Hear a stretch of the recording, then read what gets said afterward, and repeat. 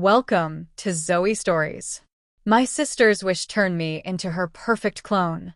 I never thought my sister's stupid little wish would be the thing that unraveled my entire identity. My name's Ryan. I'm 21, studying software engineering, and living at home for the summer. It's not glamorous, but it's quiet. Safe. My life's like an invisible layer between the chaos of the world and the real me, the part nobody knows. Nobody except for the mirror in my room and the box under my bed. I wouldn't call myself a crossdresser, not in any committed or proud way. I didn't belong to any forums, and I never dared step out of the house presenting how I secretly felt inside. But I had this curiosity, a craving that came in waves, pulling at me like a current every time I passed by a makeup aisle or saw someone effortlessly stylish on Instagram. Sometimes, late at night when the house was still and I knew nobody would knock, I'd unlock that dusty wooden box beneath my bed. Inside were a few carefully stolen items: lip gloss, a cropped hoodie that still smelled like lavender, some tights, a pair of ankle boots I bought with cash from a thrift store downtown.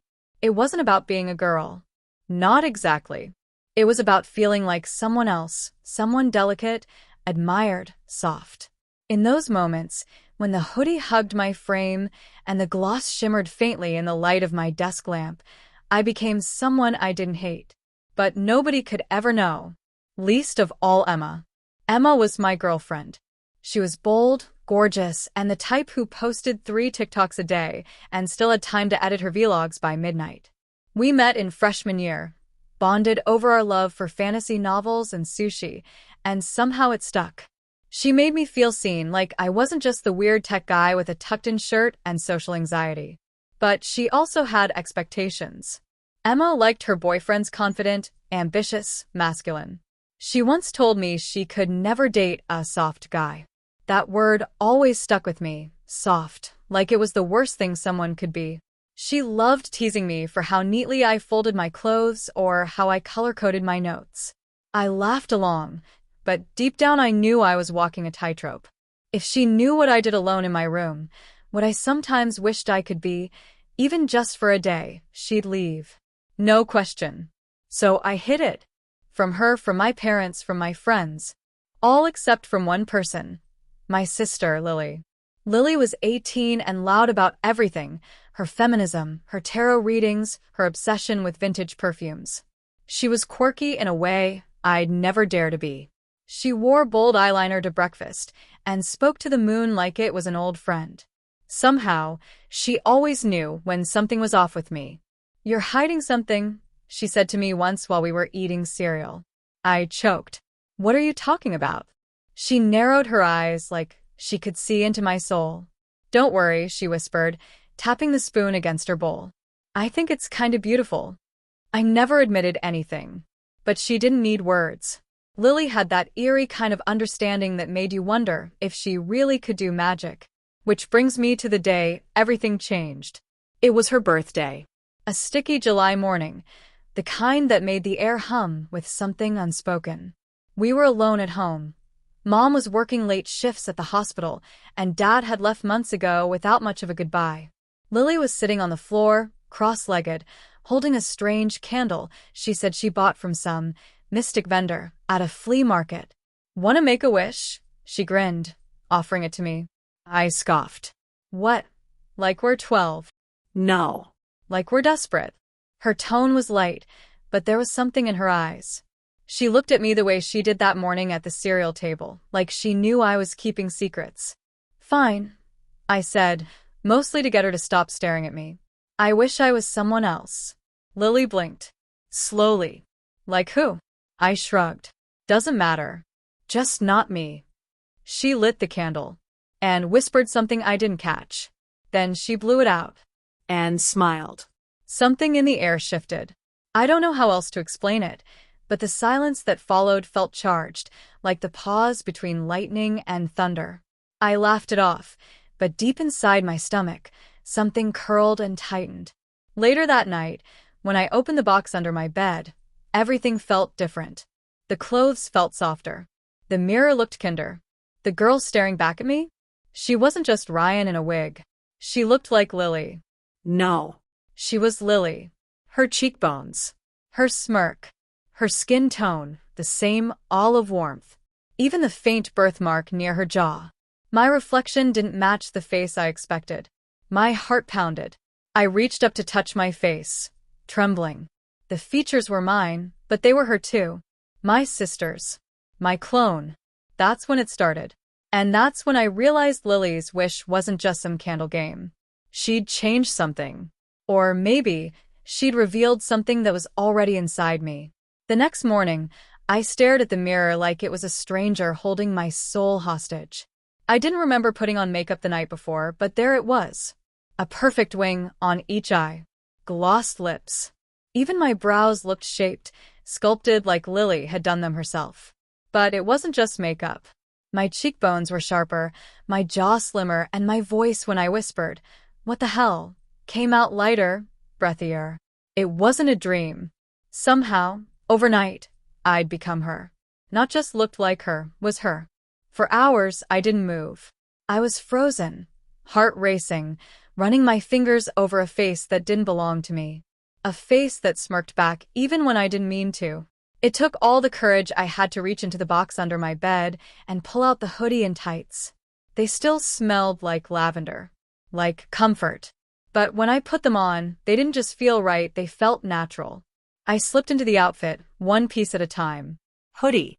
Tights. Wig. Except now, I didn't need the wig. My hair had grown, wavy and dark like Lily's. I ran my fingers through it in disbelief. This wasn't transformation through costume. It was a real. My sister's wish had turned me into her double. At first, it was thrilling. I walked barefoot around my room, hips swaying, mimicking her exaggerated expressions. I tried on her perfume, one of those deep, musky scents she loved, something bold and unapologetic. I stared at myself in the mirror, lips slightly parted, imagining what the world would see if I walked out like this. Then came the knock. I jumped. 3 short taps at the bedroom door. "Hey, you in there?" It was Lily. I froze, my pulse slamming in my ears. She shouldn't see me like this, not as her. But the handle turned. I had seconds. I darted behind my closet door, pressing myself against the wall, holding my breath. She stepped in. Silence. Then, "Okay, weird." Her voice was calm, but confused. "Where's my hoodie?" she mumbled. I bit my lip, praying she wouldn't notice the perfume scent still lingering in the air. She hovered for a few moments, then walked out. I didn't breathe until I heard her footsteps fade down the hall. When I finally stepped back to the mirror, the rush was gone, replaced with shame. Panic. What if she had seen me? What if Emma found out? I scrubbed my face raw that night. But even after the eyeliner faded, even when I tied my hair back and put on a hoodie that was actually mine, the feeling lingered. Like the girl in the mirror was waiting for me to come back. And every night after that, I did. Over the next few days, I tested the limits of the wish. If I thought hard enough, focused on her face, her body, I could shift into her completely. Not just physically, but emotionally. Her confidence. Her walk. The slightly bratty edge to her voice. It came to me like muscle memory, like I'd always been this way underneath. But the more I embraced it, the more I lost control over when it happened. One night, I woke up mid-shift, face already changed, hair fanned across the pillow in curls. Another morning, I sneezed and caught my reflection in the window, and it wasn't me looking back. It was Lily. And things got even more complicated when Emma came to visit. She'd been acting distant lately. Too many, sorry. I was editing texts and last-minute plan changes.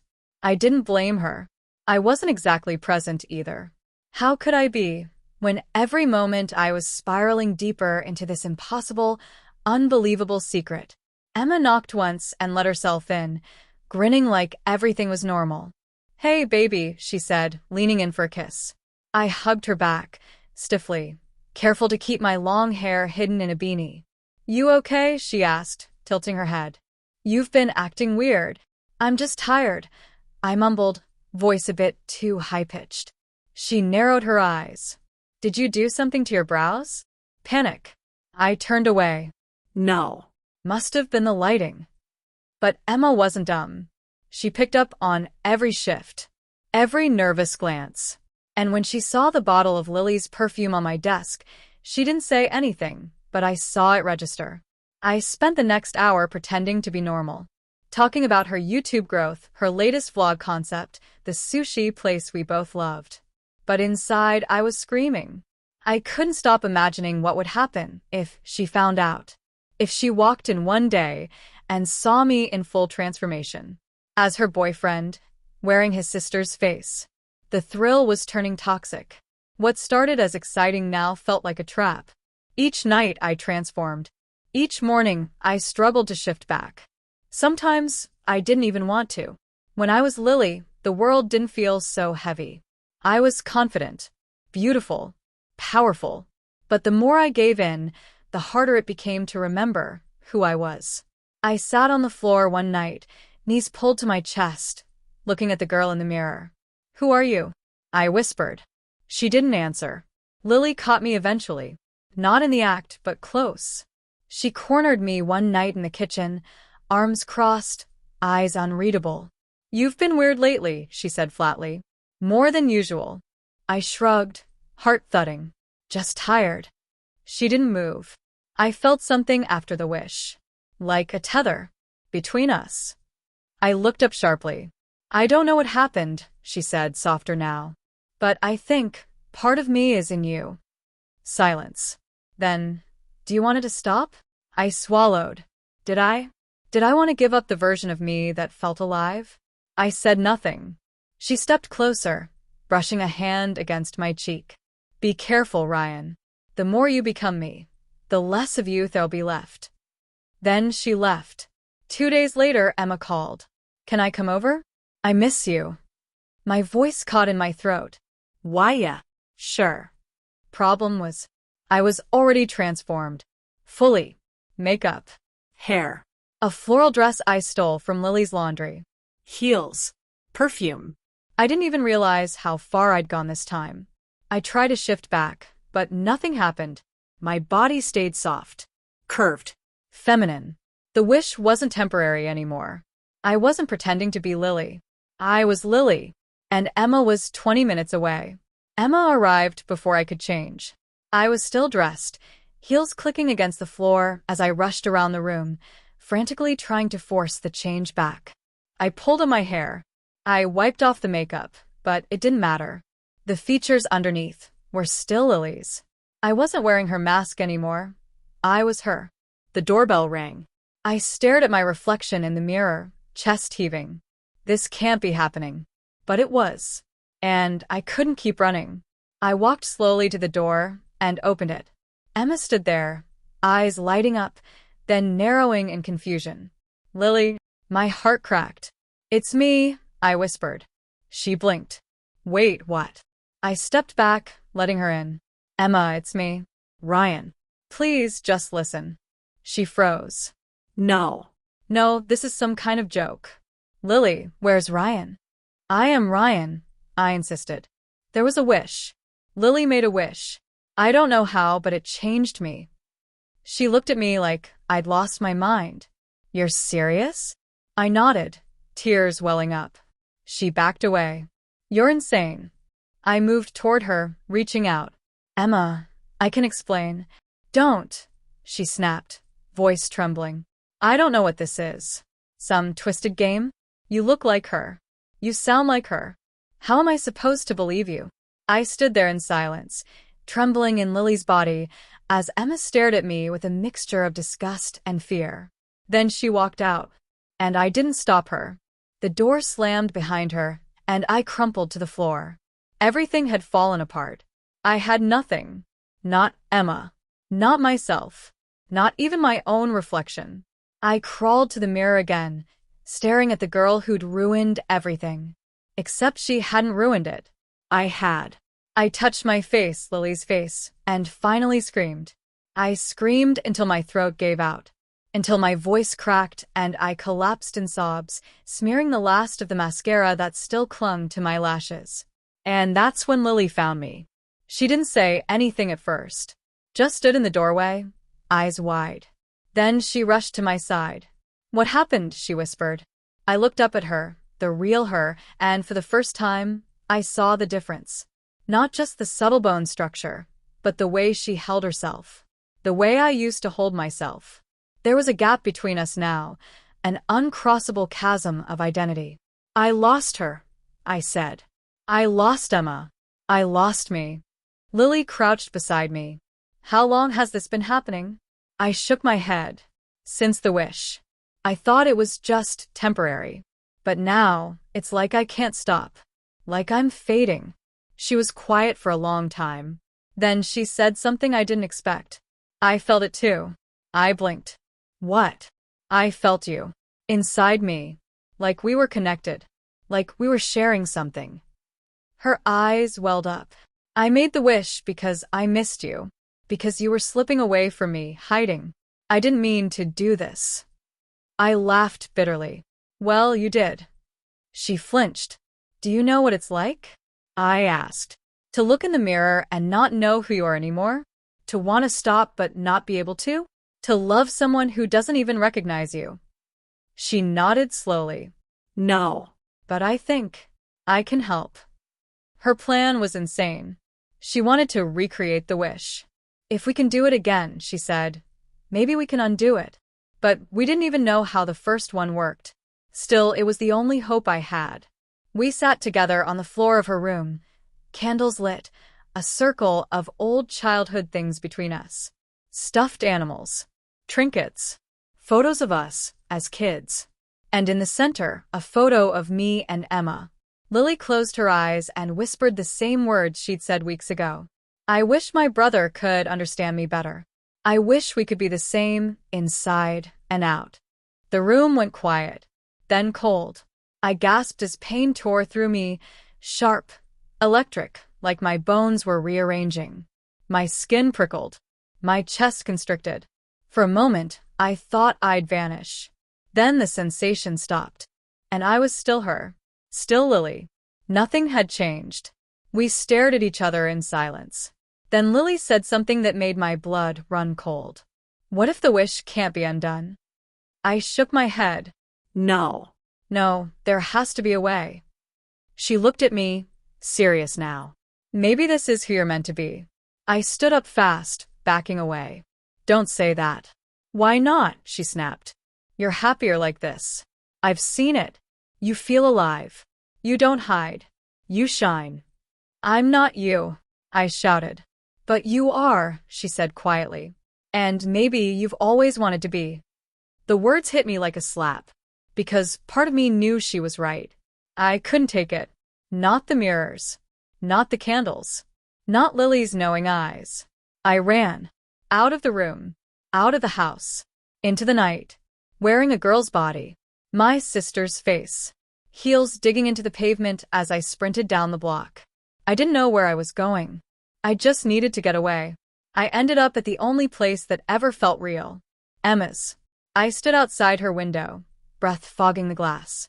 She was inside, on her bed, curled up in a blanket, headphones on. I knocked gently. She looked up. And for a moment, I saw the pain in her eyes. The betrayal. The confusion. She opened the window slowly. Why are you here? Because I need you to know the truth. I climbed through. And finally, I told her everything. I told her about the wish. About Lily. About the transformation. The addiction. The thrill. The fear. She didn't interrupt. She didn't laugh. She just listened. When I finished, she whispered, So you've been pretending to be her? No, I said. That's the problem. I'm not pretending anymore. I am her. A long silence. Then Emma reached out and touched my cheek. I don't know what this means, she said. But I know who you are. Tears ran down my face. Who? She smiled softly. You're someone who needs to figure out what comes next. The morning after everything came out, I sat at Emma's kitchen table, sipping tea in total silence. Lily had texted me 3 times. I hadn't answered. I still didn't know what I was going to do. Emma sat across from me, hands wrapped around her mug like she was holding something fragile. Like I was fragile. And maybe I was. She finally broke the silence. So, what now? I looked down at myself. I was wearing one of her robes, my legs crossed automatically like it was second nature now. I didn't even think about it. I don't know, I said. There's no way back. Emma nodded slowly. And if there was, would you take it? I didn't answer. Because the truth scared me. Later that day, I met Lily in the park. She was sitting on the swing set where we used to play as kids, her legs tucked under her like she didn't know how to take up space anymore. When she saw me, she stood immediately. You're still her, she said. No, I said. I'm still me. I just look like you. Lily looked down. I'm sorry. I was selfish. I sighed. Yeah. But maybe I needed that. Maybe I needed something to shake me out of my old life. I never wanted to take it from you. I know. We sat down side by side. And for the first time in weeks, I didn't feel like I was fighting her. I felt like I was understanding her. And understanding me. That night, I went through my old clothes. T-shirts. Jeans. Sneakers. I laid them out across the bed, touching each piece with a kind of grief I hadn't expected. Then I looked over at the other side of the room. Dresses. Heels. Lip gloss. Curling irons. Lily's world. My world? I tried on one of my old shirts. It didn't feel right. Not because it was too big or too plain, but because it didn't feel like me anymore. Not this new me. Not the one who had grown from the ashes of everything she lost. I slipped it off and reached for a soft pink dress instead. And when I looked in the mirror, I smiled. Because she smiled back. The next day, I walked into school with my head held high. No hoodie. No disguise. Just me, Lily's clone in body, but not in soul. The stares came immediately. Whispers. Laughter. Wide eyes. But I didn't care. Because I wasn't hiding anymore. I walked straight up to Emma's locker. She turned and blinked. Then smiled. You're really doing this? I nodded. I think I was always meant to. She looked at me. Really looked. And said something I'll never forget. Then go be the best version of yourself. Weeks passed. Lily and I grew closer, not as twins but as something stranger. Something unspoken. Mirror souls. Emma and I started over, slowly, building something new from the ruins of what we'd had. And me? I stopped calling myself Ryan. Not because I hated him, but because I had outgrown him. I wasn't Lily either. I was something entirely my own. Someone who had suffered, transformed, been broken, and built herself again. Someone who wasn't hiding in anyone else's shadow. Someone strong. Someone visible. Someone real.